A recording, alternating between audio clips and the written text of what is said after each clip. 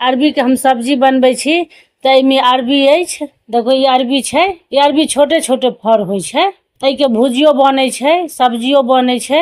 हम भुजिया बनेने छियै। भुजिया बना के हम अपन चैनल पर डालने छियै। अब हम सब्जी बनबै छियै के। एहि के बढ़िया से छील दै छियै। आ इहो माइटे तर में होइया। इहो ओले जना मिलैत जुलैत रहै छै। सबटा के अहिना छील दै छियै। आ ई वीडियो के अहाँ सब शुरू से अंत तक देखियो वीडियो।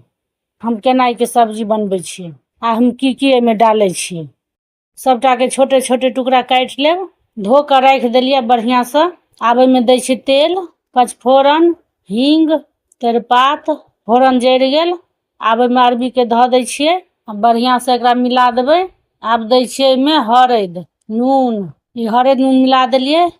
आब एमे पानी द दै छी। ई पानी द देलिए सीध हेतै, कमे के पानी देबै। आब ए के झाँप दै छियै। ई सिद्ध भ गेलै छै एमे। पानियो सुखा गेल, सिद्धो भ गेल। छुओ के देख लेबै। महीना देख लेलिए सिद्ध भ गेल छै। आब एमे दै छियै मसाला, धनी, मिरचाई। आब एकरा मिला देबै।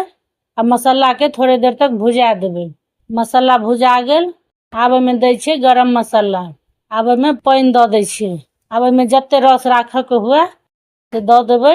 ना एते पानी देलिए एसे कम भ जेतै पानी। आब ए के झाँप दै छियै। इम्हर हम नेबो गार लै छी। ई अरबी जे छै से मुंह में हल्का कब कब लगै छै। जेना ओल लगे कब कब, त ओल त ज्यादा लगै छै कब कब, लेकिन ई कम लगै छै। त तें एमे हम एकटा नेबो दै छियै, ज्यादा नेबो नहीं देबै। नेबो गार देलिए। एकटा नेबो देलिए। अब ई सब्जी खौला लागल।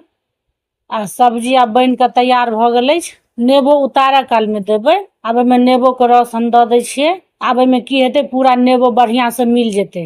आ सब्जी बन के तैयार भ गेल अछि। अहिना सब्जी बना के अहूँ सब खेबै, बहुत नीक लागत ई अरबी के सब्जी।